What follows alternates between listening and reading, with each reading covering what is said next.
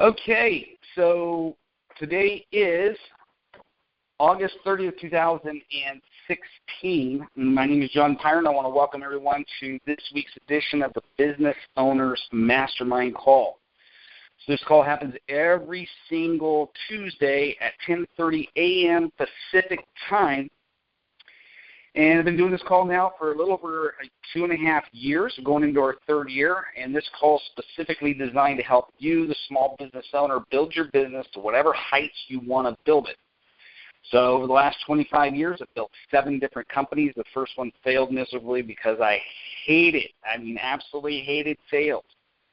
And then so went and hid for a couple of years and then found a mentor, and I, sucked it up and learned that selling is a learned skill. And since then, I went on to build 3 multi-million-dollar companies, 3 six-figure businesses.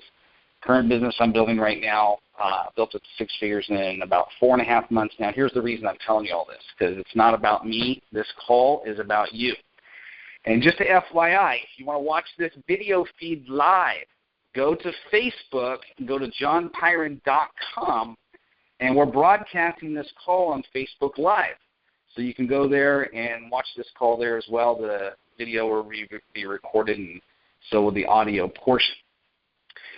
So the reason I tell you all that is simply this. I'm going to share with you stuff on this call. In fact, if you go back and listen to any call that I've done in this Mastermind Call series, you'll discover there is no selling here. You're not going to get pitched any product or service. This is straight up content. This isn't stuff that I haven't done. This is stuff I've actually done to build businesses. This is stuff I've done, and I teach clients to build their businesses. And I'm constantly learning, just like all of you. I'm in a constant learning stage. I'm in a constant growing stage. The most miserable time I have as an entrepreneur is when I'm stagnant. When I'm stagnant and I'm not moving forward is when I am miserable. So today we're going to talk about the 5 elements, okay, the 5 emotions to driving customer satisfaction. And so, or actually the 5 emotions to developing customer loyalty, okay? And so we're going to talk about that today, and I'm going to open the call up for some live Q&A as well. So, hey, Grant Terry, if you're still on the line, can you press *6 and let me know that you can hear me?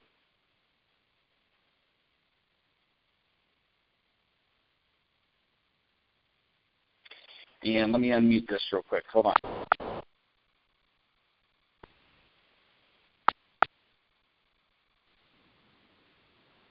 Okay, can you guys hear me on this call? Yes. Okay. I was just wondering because somebody said that they couldn't hear me. All right, hold on just a second.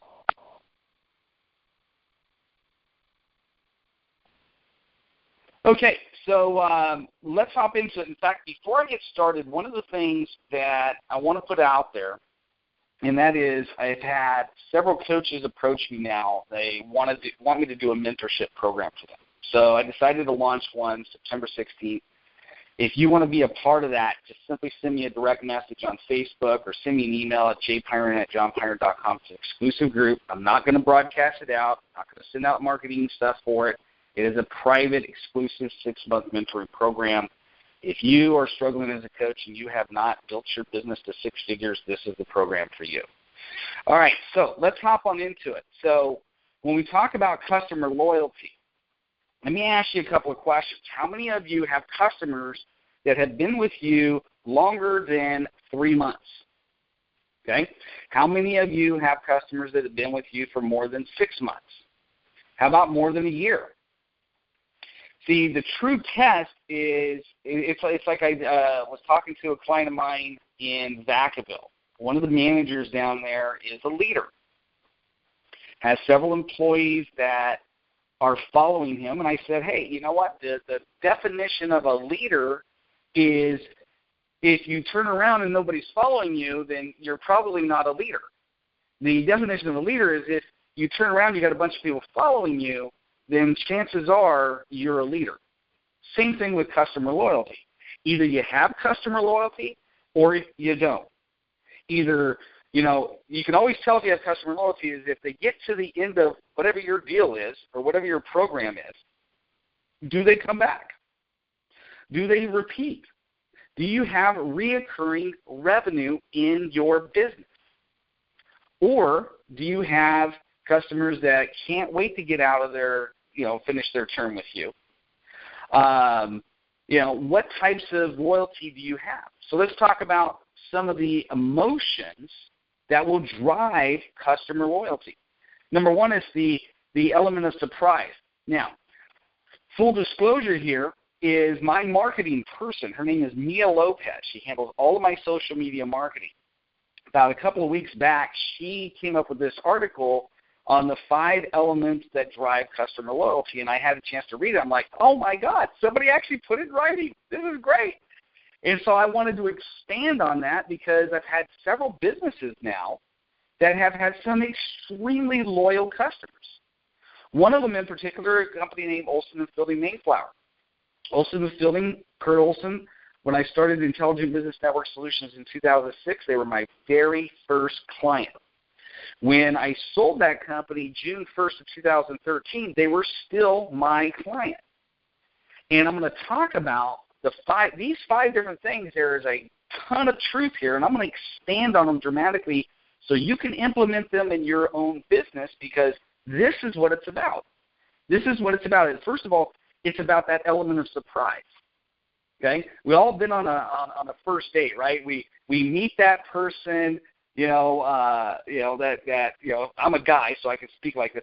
Okay, we meet this gal, and we get super excited, especially if we connect, right? If we connect on a chemistry level, an emotional level, a verbal level. I mean, we all been there. If you've been married for any length of time, remember back when you first met your wife, right? Or when you first met your husband. That aura of newness, the element of surprise was there. They were always stepping it up, right? Just one more thing to help you fall in love with them, okay? And then what happens in most marriages is once the tie gets, once the knot gets tied, we stop doing some of those things that create that element of surprise. I've been married 20 years. And what's funny, you're watching this thing on Facebook Live, and on the other side of that camera is my wife. She's she's monitoring the camera to make sure it runs correctly. And I can tell you without a shadow of doubt, while she's in the room, there's been several times in our marriage where we've lost that element of surprise. Both of us have. And one of the things that we've learned is marriage is not a 50-50 deal. It's not a 100. I'll do my part and then you do your part. We've learned that it's 100%, 100%. It's 100% my responsibility. It's 100% her responsibility. Well, in the area of customers, it is 100% your responsibility as the business owner to make sure that you maintain that level of surprise with your clients. And so in the beginning, one of the things that you want to make sure that you do is every single thing that you did to get in there, that you fulfill what you said you're going to do, and you go way up and beyond that. The old saying is under-promise and over-deliver, which is basically sucks in my opinion. You should over-promise and over-deliver. Okay? You should always set yourself up to perform better for your client, to perform at a higher level. One of the things I like to do when I get a brand new client is within that first 30 days, especially in the first 90 days, is I create more of a shock and awe situation where most of my clients come to me, they need revenue fixed quickly. They need some sort of deal within their business fixed quickly. And so the reason is the reason they hire me is to come in and help them with a specific thing. See, if your client didn't hire you, okay, to come in and fix a challenge, then you might be in the travel agency, okay? But most of us as business owners, our client has a problem and we're expected to solve it. And once we nail them as a client, our mission is to go way beyond where we said we were going to go to create that shock and awe experience. And so my mission is always to double their revenues within the first 90 days, and I've had a very successful track record in doing that.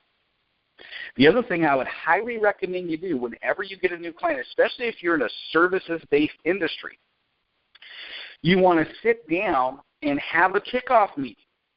Okay? Too many people I see avoiding this. They get the client to sign on the bottom line. They grab the check. They run back to the office and they deposit it. And they're like, hey, you know what? The onboarding crew will take care of you. And then that's the last time they ever see you. Now, if you have employees, you know what I'm talking about. Okay? What needs to happen is you need to come in and do a kickoff. Hey, what do you expect? I always like to set a 90-day goal with a brand new client. And it's been that way in all the businesses I've ever built. I want to sit down and say, okay, hey, for the first 90 days, what do we want to get accomplished together? What can I do? And I keep the conversation on me. What can I do? What can my company do in the first 90 days to where you can look back 90 days from now and go, man, that was the best move I've ever made. So one of the homework assignments I want to give you is, if you haven't done this with your client, go and meet with them. Make a list of your top 10, 15, 20 clients. Hit the reset button. Start it over. Because part of the element of surprise is it never stops, right? You got to constantly look for ways to energize your client. You got to constantly look for ways to make their life better. And one of the best things I do is sit down. And I teach all my clients to do this. I learned this from my buddy Jim Coniers. We started doing this in 2007. Is we get together every month. And it's more than, it's not just, hey, you know what, you got to lead for me, I got to lead for you. We don't go there with selfish intentions. It's more of, hey, let me catch up with you and see how's it gone over the last 30 days. Where do you want to be in the next 30 days? And how can I help you get there? See, the easiest way, because, the easiest thing to do is the simpler you keep this, the more consistent you'll be. And that is, take your eyes off of yourself and put them on your client and ask yourself this: how can I help my client achieve their goals? One of the best things that I've learned over the last probably 12 to 18 months is the realization that I am a business owner. My client is a business owner, okay? And a lot of you guys, in your case, your client is a business owner just like you. And one of the best things that you can do is to get out of the work mode and get into the personal relationship mode and sit down with them and get to know them on a personal level. What are the challenges they're facing? What are the business challenges they're facing? Where did they grow up? The more you know about your client, the more you can come up with different ways on how to surprise them. Okay? One of the best things that you can do is have a quarterly business review with them. Sit down and go, hey, talk to me about your business. Talk to me about what are the biggest challenges you've had over the last month or 90 days or however long it's been, and where are you going over the next 90 days? And then you really want to shock them. They're going to tell you challenges that you can't fix, that you just don't do. And I see this happen all the time. Is we know our client is in pain or they're going through a struggle, and we know somebody who can help them with that struggle, and sometimes we don't complete the dots. You want to really breed customer loyalty with your client? You surprise them with somebody that's rock solid that can help them. Okay? It's like my client, Kira. I was just on the call with her before this call. And she's at a point now where she's got about 23 employees, and she's just growing, And, they're busier than they've ever been. And we need to hire, she's like, I need to hire a sales support person. I need to hire a sales support person for my sales team of 4 people. Now, that has It's not part of my role. It's not part of what I was hired for to coach her. But I said, hey, you know what? Let me help you with that. And so I interviewed all four of her salespeople, got a form in place, a complete job description, went on ZipRecruiter.com and put the job ad on there. Now I'm going to screen those calls. I'm going to engage outside virtual assistants that I use to make that happen because she's going away for a month. And she's super stressed. And even though this is not what I do, right? That wasn't the initial intention of our engagement. I'm going to do that because, hey, it's going to help her meet her need. And you know what? She'll never forget that. And so think to yourself this. Think about this. Evaluate like I said, your top 10 to 20 clients. Okay? Ones that you really want to develop a stronger, meaningful, deeper loyalty with. And just ask yourself this. Do I know enough about them to help them solve any problem that they come across? And if the answer is no, then here's the homework. Call them up. Say, hey, John Pyron. Hey, you know what? It's been a while since we got together. I want to come out and meet with you either at your office or I'll buy you a cup of coffee. In fact, I'll tell you what. I'll stop by the Starbucks and get the coffee on the way. Can I come by and sit with you for about 15 to 30 minutes? Just want to catch up and see if there's anything I can help you out with. Do you have time this week or next week? He's going to say yes.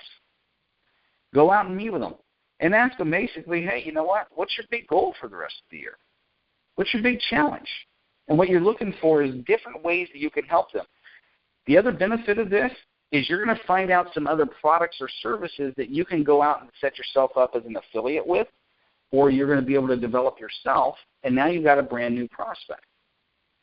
See, it's all about too many of us focus on new revenue, new prospects, right? And we never pay attention to the existing clients that we already have.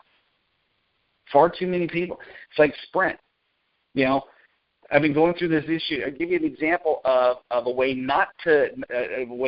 to ruin your customer experience, right? So I went through this whole thing of going from, I got the iPhone for anywhere. I go from the iPhone 6 Plus to the iPhone 6S Plus. The whole process was a nightmare. Called up customer support. They acted like they didn't care. Okay?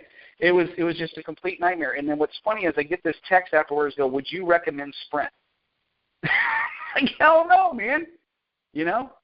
Now, if that rep on that phone had just went the extra mile and said, hey, I can tell you're frustrated, Mr. Pyron. How can I make this experience easier for you? Because I really want you to be happy. See, a lot of times our clients just want us to listen. You know? And so that's the element of surprise. The next area is the area of familiarity, right? So if you want a customer to be loyal to your brand, you need to establish a sense of familiarity. You need to be consistent with them over time, okay? How many of us have implemented a strategy in our business and then 2 weeks later we're off on a different strategy? And then 2 weeks later, we're off on a different strategy. Well, one of the things that I want you to know is familiarity with your brand, familiarity with your consistency and what you do in your business for your clients. The longer you're consistent with that, the more familiar they're going to be with your brand. Okay? That's why several thousands of people download this call every single week, is because this call has been consistent for over 2 years. So think about you and your brand. Does your brand have a familiarity to it? When you look at your website, when you look at your logo, when you look at your letterhead, your business cards, your social media pages, your Facebook page, your LinkedIn page, your Twitter page, are they all consistent? You know, if you look at my social media, right, it's all consistent across the board. The same profile picture is on every single page. Okay, now they're right now, I get wrong timing for this call because they're going through a rebranding of that. Okay, but for years, it's the same profile picture on Twitter as it is on LinkedIn, as it is on my Facebook page, as it is on my Facebook profile. Okay, so you want to make sure that you're being consistent with your brand message and that you are being familiar. Okay, so the key is to be consistent with a few things instead of trying to master many things. One of the keys to building $1 million business is to keep it simple. To keep it simple. If you have too many offerings, too many decisions for your client to make, they're going to be like, okay, one day you're this, the next day you're this, you're this, and you're this, and they're going to get very confused. So familiarity with your brand is very, very important. Next, I want to talk about relief. Okay, now relief, this is when the crap hits the fan, okay, because we all get into business to do great by our client. And we do every single thing that we can do to not make a mistake. And then at some point, we're going to make a mistake. We're going to blow it. And one of the best things for you to realize as a business owner is it's not a mistake. Okay? It is a me-stake. Okay? You're the owner, and you need to take 100% responsibility for the mistake. Even if you have 23 employees, if something happens in that company, it's your fault. And I know it sucks, but hey, you know what? The best way to breed customer loyalty is to admit the mistake, do it quickly, and fix it. Because at the end of the day, it comes down to this. A customer is only going to this one step right here will deepen and cement your customer loyalty more than any other step. When you make a mistake, you own up to it quickly. You don't try to blame other people or technology or anything else. You just say, hey, I screwed up. I screwed up. It takes all the air out of the bubble. Okay? It takes all the wind out of their sails. It's like Dale Carnegie said in his book, How to Influence People. When you make a mistake, admit it, and admit it emphatically. In fact, beat your own butt in front of the person you made the mistake to is the best way to deal with a mistake. Because nobody likes a bully, and as you're beating yourself up, they're going to try to stop you. Hey, it's okay, John. It's all right. It's going to be all right. But more importantly, it's one thing to apologize. It's another thing to fix the problem. Because if you make a mistake, and you admit it quickly, and you send out an email, or you send out a note, or you send out a social media post, and you say, hey, you know what, I apologize, we screwed up. This email wasn't supposed to go out. The shipment's running late. You can do, a phone call, an email, whatever it is that you're going to do, you're going to apologize for the mistake, and then it's your opportunity to shine. But if you try to hide it and you try to sweep it under the rug and you try to blame somebody else and not take responsibility, that says a whole lot about your brand as well. It says a whole lot about you as a leader.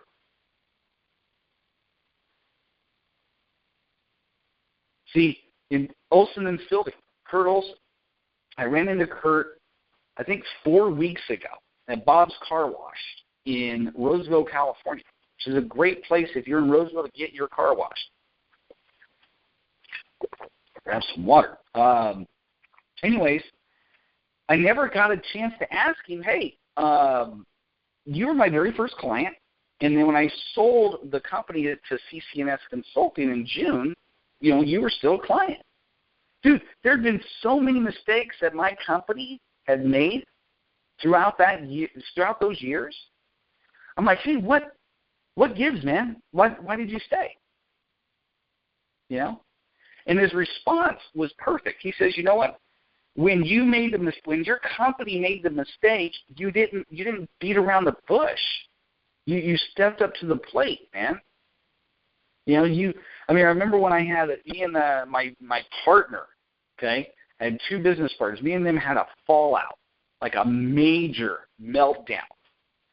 And one left in August of 2011, the other one left in September 2011, then I had to fire the entire staff in October of 2011, and my clients were like, ah! You know, I was doing the same thing. I was waking up in the middle of the night, right? Ah! You know, panic. But I took responsibility for it. I rallied around my clients and let them know, hey, this is what we're going through right now. This is what we're doing to resolve it. It was a constant communication with them. And a lot of my loyal clients stayed. See, it wasn't the mistake. It was what I did with the mistake. It was because I made it a mistake and took 100% responsibility for it. So think about this the next time that you or your company makes a mistake, what you're going to do to own up to it. The key is to own up to it quickly. Don't blame somebody else. Look for an opportunity to shine and show your client, hey, I'm vulnerable too. Beat yourself up, right? And say, hey, I screwed up. I'm sorry. It should have never happened. And you know what? Here's what we're going to do for you as a result of your inconvenience of our mistake, you know? And then it gives you an opportunity to remind them that, hey, you know what? We're not perfect, because nobody's perfect. Not me, not you, not people that you put up on a pedestal, okay? None of us are perfect. It's all part of the human experience. It's about what you do with that mistake that counts. It's the same thing in life. It's a great life lesson too, not just for customer loyalty, okay, but for friendship loyalty, for, you know, those relationships that are the closest to you, okay? You can always find out who your loyal friends are when the crap hits the fan for you. You can always find out who's loyal, okay? But it really comes down to how you react when the crap hits the fan in your life. If you're doing nothing but blame other people, you're not going to have a lot of people rally around that. And I know I've been through some serious storms in my life, and it ain't going to be the last time. We all going to have some storms a coming. But commit yourself to not get caught up in the challenge and the storm. Commit yourself to react to the storm appropriately. And you'll breed loyalty not only with your customers, but with other relationships that are very important to you. Next is gratitude. Okay? So the article goes on to say, customer brand relationships are founded on the principle of logical exchange. Basically what that means is, hey, you know what, if I'm charging $500, okay, for a strategy session, I need to deliver at least $501 in value.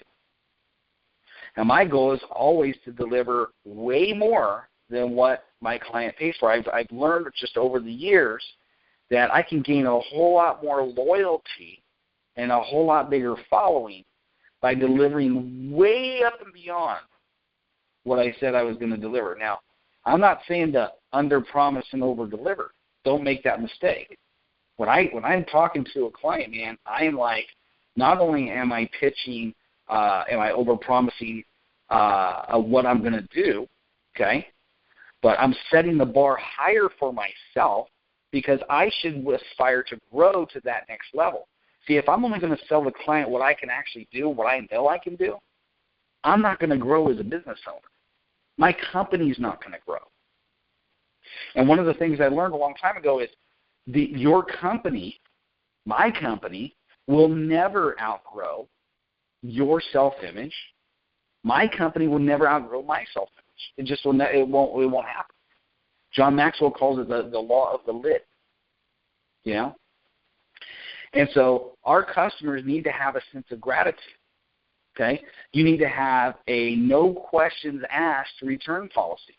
If you know you didn't deliver the value, and you know in your heart of hearts that you didn't, you should give them a refund.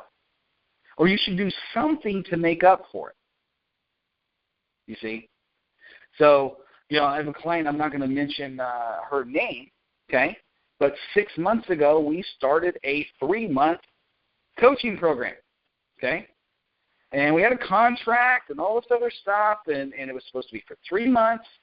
And you know what? There was a ton of challenges that came into her world. And she had to take a month off, then she had to take another month off.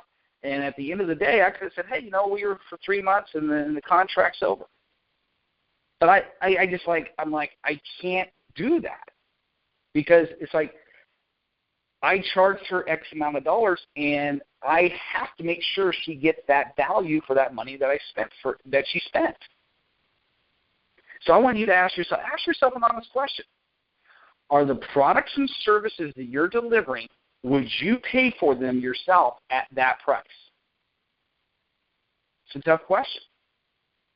The products and services that you're selling right now, if the tables were turned, would you pay that dollar amount for those products or services? And if you're honest with yourself and you answer yes, man, pat yourself on the back, man, and keep doing what you're doing. But if the answer is no, I don't want you to waste more than 2 seconds beating yourself up over it. What I want you to do is draw a line in the sand, okay?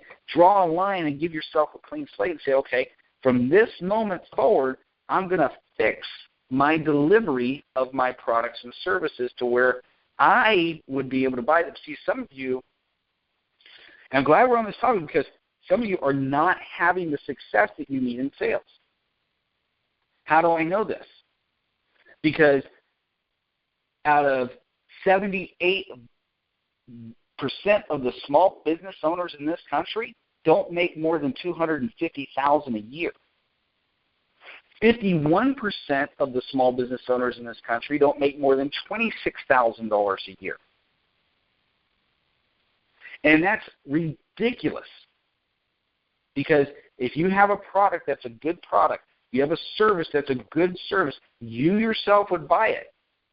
What the problem is, you should be out selling it, speaking it from the rooftops. And if you can't do that about your product or service, you should recheck your product or service and say, hey, I need to improve this.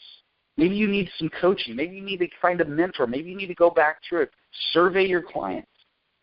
The point is the only way you're going to get customer loyalty through gratitude is if you're delivering a product or service that your client's like, thank you so much for what you've taught me and for what you've done. I had a client of mine this week say, hey, do you know Deborah Scarpa with Design by Friday? And I said, yes, I do. And he says, I thought so, because when I met with her, okay, I really loved her offering, really loved what she's doing with marketing and website and branding and all this stuff. But a lot of the stuff that she was presenting was very reminiscent of you. It was like she's got your processes down, And here's why I'm telling you this story. When I met Deborah, when I started working with Deborah in April of 2014, she had been in business for 22 years. And she was stuck at an income level that she was not satisfied with. And there's a beautiful recommendation and testimonial written up on my LinkedIn page you should go check out. And call Deborah up. She'll tell you. In 3.5 months, I helped her create some breakthroughs in her mindset, helped her create some systems in place. And here's the real joy. She has the skill set for the rest of her life. And if you call her up, she's going to say, hey, it was that time I worked with John Pyron that my business is I have multiple employees, tens of thousands of dollars a month in revenue. I mean, I'm forever grateful for what he did for me. See, that's what you want. See, it's not about the cars that you have at the end of your day, okay? It's not about, the homes that you own, okay? It's not about, all the toys and all this other stuff, all this materialistic stuff that you buy. You can't take any of it with you. Where the true gratification comes is when your client says, hey, you know what, my life is forever changed because I knew you. So you want to be memorable to your client. You want to look for ways to go the extra mile. This is where, like I was talking to you about earlier, is as a business owner, think about this. The stuff you're learning on today's call, you can teach this to your client. How many of your clients should be on this call because they're struggling in a certain area of their business? Why not you? Why not you go help them? Why don't you go, and if you teach it to them, you're going to take it in a deeper level for yourself. Okay? It's like my client, Steve Varakis, right? We started working together in August of last year. We finally completed the first year. We sat down I think it was this last weekend, okay? Or it was the 21st, so last Monday, right? Today, man, we completed the first year. You know, are you happy? And we kind of did some memory lane stuff of going back and where he was a year ago. And it's night and day, man. I mean, his business is night and day. I could die tomorrow, knock on wood, and this guy's life is going to be forever changed. And that's the real value when your clients feel gratitude. Are you memorable to your clients? Are you making a difference in their business and in their life? Or are you just selling them a product and service and then you go on to another client? See, the choice is yours. And you can change any day you want. One of the best lessons I ever learned in life, it was this. Today is the first day of the rest of your life. Can't do anything about yesterday. Tomorrow's not guaranteed. It's what you do today. And you can go out and make it happen. Next is belonging. Okay? All of us. Okay? And this goes to breeding loyalty with customers, breeding loyalty with employees especially, breeding loyalty with relationships that are closest to us and our friends. Every one of us want to be a part of something big. Think back when you were growing up and there was something going on at school, right? And the whole school was driving. Remember when you were in high school and the high school football team was getting ready to play this other team and the cheerleaders, and they brought us into the pep rally and some of those high school cheerleading teams sucked. I'll be honest with you. But there were some that went the extra mile that really got engaging, and we all felt like we were a part of something. You see? It's like, I don't want to bring up any bad mojo, but it's like when September 11th happened, right? For a good solid year or two after that, we all were patriots. We all were a part of, man, we're going to hunt the enemy down and kill them, okay? We all were waving the American flag and driving down the street with the American flag on our car. Why? Because we felt like we belonged to a cause. And it's the same thing with your business. Does your customer know your business well enough to know what you're all about? What is your vision for your business? What is your mission? Okay? Vision is simply, where are you going? Is that vision strong enough to pull your customers with you? Is that vision strong enough to pull your employees towards you? Where are you going in your business? Can't be just about money. It has to be about, okay, what impact are you going to have with your clients? Think about your product or service for a second. Your product or service is, let's just say it's a XYZ widget, right? So XYZ widget, and here's the features of this, and okay, it's this, it's 3x5, and all those features. Customer doesn't give a rip about the features. They care about what are the benefits of this product or service, how is this going to change my life? Okay? So you got to get them on board with your brand. You got to deal with problems quickly, swiftly, admit them. Okay? Get them to the point where your brand to the point where it's very familiar, where you can be recognized anywhere you go. Okay? Do enough to where people, the biggest challenge most businesses have is obscurity. People don't know you. You think that posting on social media once a week is going to do it, and it ain't. You got to go at it dogmatically. A really good resource, by the way, and this book really changed my life, is a book called The 10X Rule by Grant Cardone. Unbelievable book. Will teach you step by step how to step your game up.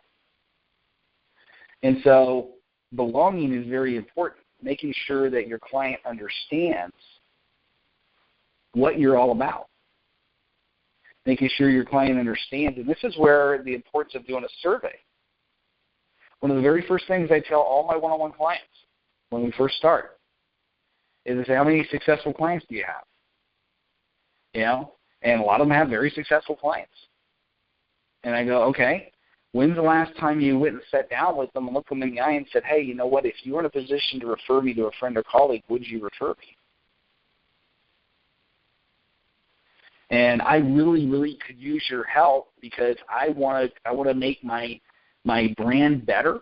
I want to make my offering to you better. I want to make my product and service offering to you better. I want to help you get your goals better. And so what would really help me is if you can tell me exactly why you're my client. What do I do for you that's valuable? What is missing? Okay, what can I add or modify that can help you even more? What are your goals? What are your challenges? Doing a quarterly survey with your client and taking a genuine interest in them will help get them on your mission and on your vision. Because if you actually sit with them and you understand what they want, you can re-engineer your brand and your vision, all the stuff that you do to make their experience even better, and now you got a champion. Literally, when I look at all the one-on-one clients I've gotten over the last 12 months, only one of them has come through marketing efforts of my own. Just one. Everybody else came because a satisfied client said, you'll never believe what has happened in my business, and I want to refer you to you got to go talk to John. So you know your clients are on board with your mission and your vision when you can go and sit with them and say, hey, I'm really looking to make some improvements in my business, and I really, really need your help. Would you mind answering some questions for me? And they go, sure, man, no problem. Have a seat. Try this over the next week. Here's what I want you to do. I want you to make a list of your top 10 clients. Okay? Just 10. Just 10 clients. Okay? I want you to call them up. And I want you to say, hey, I'm going to be in your neighborhood, okay, because if they say yes, I am going to be in their neighborhood. And I want to stop by. I'm going to bring you a cup of coffee, and I'm going to spend about 15 to 20 minutes with you because I've got some ideas on how I can make your customer service experience with me a whole lot better. And then I also want to see what I can do to help you with your business. Do you have time for 15, 20 minutes over this next week? And if they truly are your top client, they'll sit with you. If if it's geographically, physically impossible for you to go there, do a GoToMeeting. Okay? Go on Starbucks.com and send them a Starbucks gift card and said, hey, go pick up your Starbucks and meet me for a coffee meeting on GoToMeeting. And then you talk to them as if they are a family member. Okay? Get into their world. What is it that they are struggling with? How can you help them? And ask them, hey, how can I improve? What can I do to make my brand better? Do you know that we do this? Do you know that we do that? Do you know that we offer this product or service? How many of you, and I know this sucks, how many of you have had a client come to you and they say, hey, man, I I'll give you an example. I just listed my house, and you're like, well, I'm a real estate agent. Well, they didn't know. Or maybe they bought a product or service. You're like, I sell that product or service, and they're like, well, I didn't know. So go and sit down with them, survey them, and then take a look at what they're saying they want, and look at your product and your brand and your service and go, is that what that says to the world?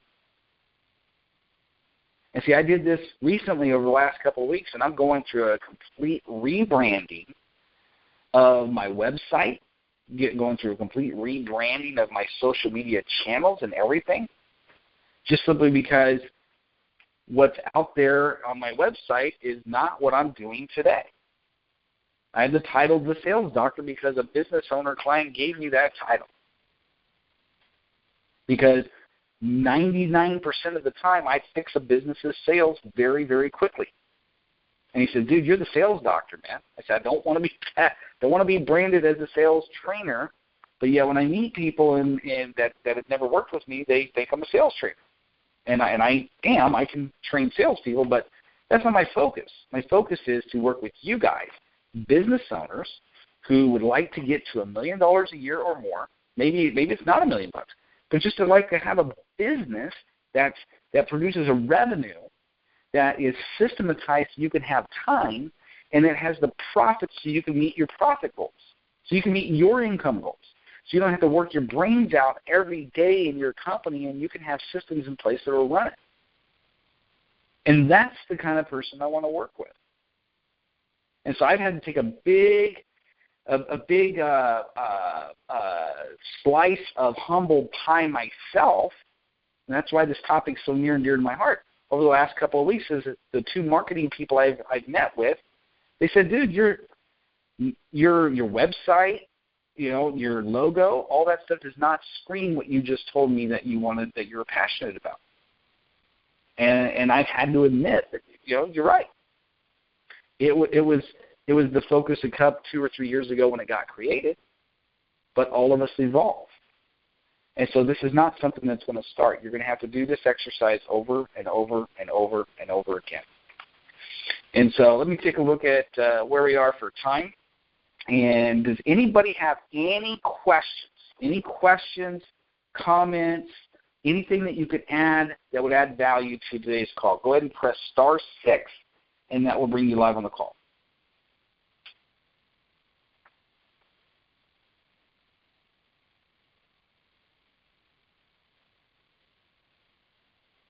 And you may want to check your mute button.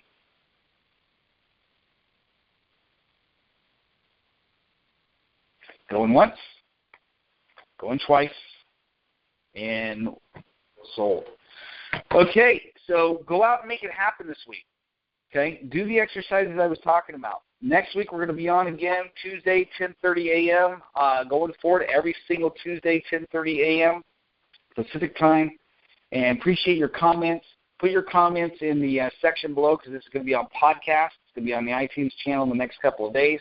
Put your comments below. Any topics that you would like to have on this call, please send them to me at jpyron@johnpyron.com. Go out and make it happen, guys. We'll talk to you later. Bye-bye.